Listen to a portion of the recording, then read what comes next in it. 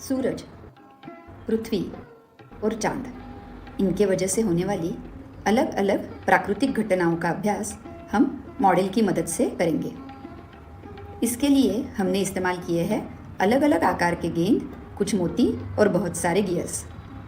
चलो शुरू करते हैं पृथ्वी से। ऐसा मानो कि हम आकाश से नीचे की तरफ पृथ्वी, सूरज और चांद को देख रहे हैं। पृथ्वी सूरज की परिक्रमा लगाती है। पृथ्वी का ये गोल घूमना उल्टी दिशा से यानी घड़ी की विपरीत दिशा में होता है, एंटी क्लॉकवाइज। पृथ्वी अपने अक्ष के चारों ओर घूमती है, इसे परिभ्रमण कहते हैं। इसी अक्ष को पृथ्वी का आस यानी एक्सिस कहा जाता है।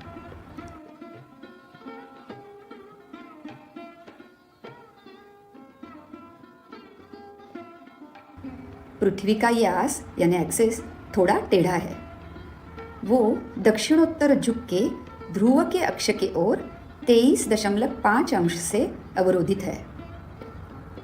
पृथ्वी खुद के चारों ओर से घड़ी की विपरीत दिशा में घूम रही है, यानी पश्चिम से पूर्व की तरफ। खुद का एक परिभ्रमण पृथ्वी 24 घंटों में पूरा करती है और सूरज की एक परिक्रमा पूरी करने के लिए उससे 365 दिन लगते हैं। इन्हीं 365 दिनों का एक साल बनता है। इन सब के परिणाम स्वरूप पृथ्वी पे गर्मी, सर्दी और बरसात के मौसम बनते हैं। चलो इन सब घटनाओं को समझने के लिए हम कुछ मॉडल बनाते हैं। हमने यहाँ एक सर्कल लिया है। सौर मंडल के चारों बाजुओं में अनगिनत नक्षत्र तारकापुंज है। हमारे पूर्वजों ने इनमें से कुछ तारों के समूहों को चुना और उनको नाम दिए। इसे ही कॉन्स्टिलेशंस कहा जाता है। सूरज और चांद के भ्रमण मार्ग में आने वाले 12 तारका समूहों को हम 12 राशियों के नाम से जानते हैं। इस सर्कल पे हमने 12 भाग बनाए हैं। एक भाग एक राशि, मेष से वृषभ, मिथुन और कर्क। रोज के व्यवहार के अंग्रेजी महीने इस छोटी सी डिस्क पे निकाले हैं, जैसे जनवरी, फरवरी, मार्च। इसका उपयोग हमें मौसमों का अभ्यास करने के लिए होगा। अब अगर हम पृथ्वी को हाथ से घुमाते हैं, उसका आस यानी एक्सिस कैसे टेढ़ा झुका हुआ है, ये बात ध्यान में आती है। ये आस की स्थिति हम बाजू की तरफ से देखें तो ज़्यादा ठीक से दिखाई देती है।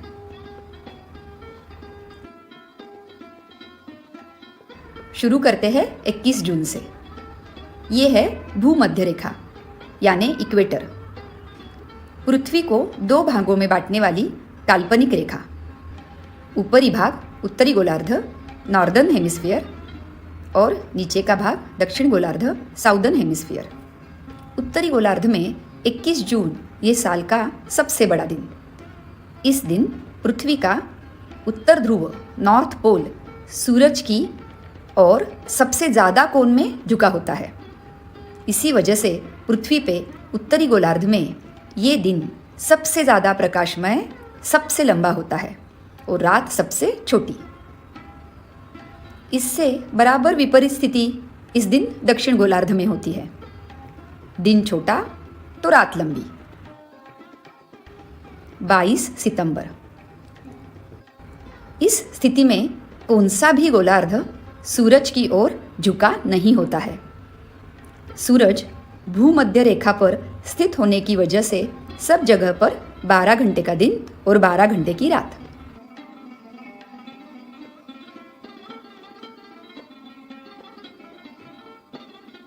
इस तारीख को पृथ्वी का उत्तरी ध्रुव, नॉर्थ पोल, सूरज के विपरीत दिशा को झुका होता है और उस वजह से उत्तरी गोलार्ध में रात लंबी और दिन छोटा हो जाता है।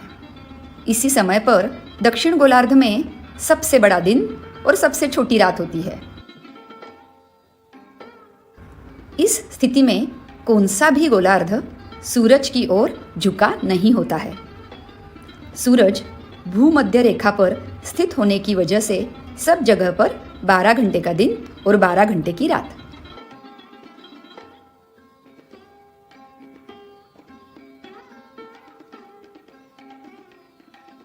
इक्कीस जून से लेके 22 दिसंबर तक सूरज धीरे धीरे दक्षिण की ओर बढ़ता दिखाई देता है और 22 दिसंबर से लेके 21 जून तक वो रोज धीरे धीरे उत्तर की ओर बढ़ता दिखाई देता है। सूरज की इस उत्तर से दक्षिण की ओर होने वाले भ्रमण को दक्षिणायन और दक्षिण से उत्तर की तरफ होने वाले भ्रमण को उत्तरायण कहा जाता है। चांद, ये छोटा सा मोती है हमारा लाडला चांद। चांद पृथ्वी की परिक्रमा यानी गोल चक्कर काटता रहता है और वो और पृथ्वी दोनों मिलके सूरज की परिक्रमा करते रहते हैं। चांद को पृथ्वी की एक परिक्रमा पूरी करने के लिए 27.3 दिन लगते हैं। लेकिन पृथ्वी भी स्थिर नहीं, वो भी सूरज की परिक्रमा कर रही है। इसी वजह से चांद को पृथ्वी की अवकाश में उसी जगह पर आने के लिए 29.5 दिन लगते हैं। चांद स्वयं प्रकाशित नहीं है। चांद के जिस भाग पर सूरज का प्रकाश पड़ता है वो प्रकाश परावर्तित होकर हमें चांद का उतना ही भाग दिखाई देता है। चांद परिभ्रमण करता रहता है, उसी वजह से चांद का प्रकाशित भाग अलग अलग आकार में हमें दिखता रहता है। इसे ही चंद्र की कलाएं ल्यूनार फेजेस कहा जाता है। सूरज और चांद की स्थिति एक दूजे के विरुद्ध दिशा में होती है और पृथ्वी उन दोनों के बीच में आ जाती है। उसी समय चांद पूरा 100% प्रकाशमान दिखता है और इसे ही हम पूर्णिमा कहते हैं। अमावस के दिन चांद का प्रकाशित भाग पृथ्वी की विरुद्ध दिशा में होता है और अंधियारा भाग पृथ्वी की ओर। इस स्थिति में सूरज और पृथ्वी के बीच में चांद होता है और वह पूरी तरह अंधेरे में होता है। और एक विशेष प्राकृतिक घटना है ग्रहण। अमावस की स्थिति में सूरज, चांद, पृथ्वी ये तीनों भी सरल रेखा में होते हैं। ये तीनों भी अगर समतल में आ गए तो चांद की छाया जहाँ पृथ्वी पे गिरती है उस छायांकित प्रदेश से सूर्य ग्रहण दिखाई देता है। और इसी प्रकार जब सूरज, पृथ्वी, चांद एक समान समतल में और एक रेखा में आते हैं तो पृथ्वी की छाया चांद पे गिर के चंद्र ग्रहण दिखाई देता है। तो क्या हर एक अमावस और हर एक पूर्णिमा को ग्रहण दिखाई पड़ते हैं? तो नहीं, ऐसा बिल्कुल नहीं होता, क्योंकि चांद की कक्षा ये पृथ्वी की कक्षा से लगभग 5 अंश का कोण करती है।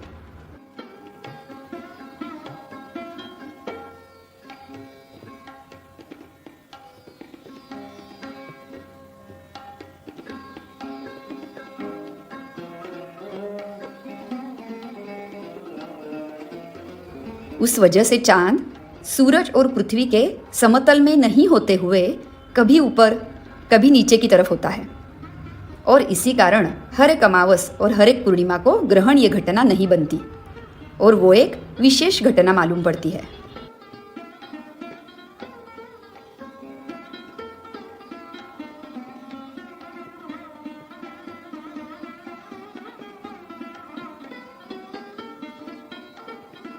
चांद की बदलती कलाएं देखने के लिए हमने यहाँ एक डिस्क ली है।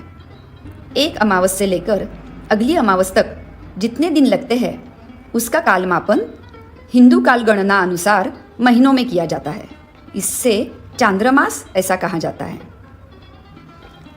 अमावस के बाद चांद पूरब दिशा की तरफ बढ़ता दिखाई देता है और चांद का ज़्यादा से ज़्यादा प्रकाशित भाग हमें दिखाई देने लगता है। इसे ही हम शुक्ल पक्ष का चांद ऐसे संबोधित करते हैं। पूर्णिमा के बाद चांद अपनी कक्षा में आगे आगे बढ़ता है और उसकी प्रकाशमानता कम कम होते दिखाई देती है। इसे कृष्ण पक्ष का चांद कहा जाता है।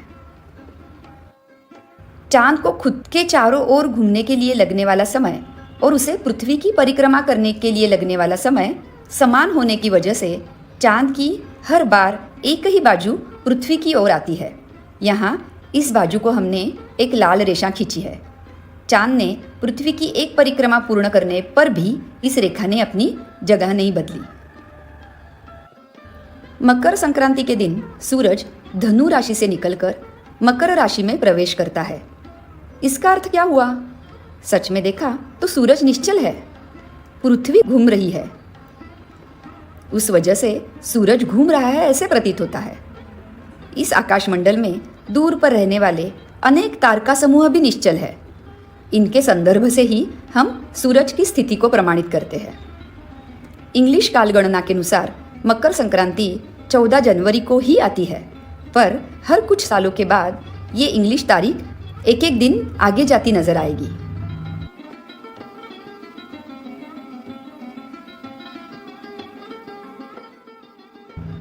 अगले वीडियो में हम हिंदू कालगणनानुसार महीने और अधिक का महीना इसके बारे में और जानकारी लेंगे।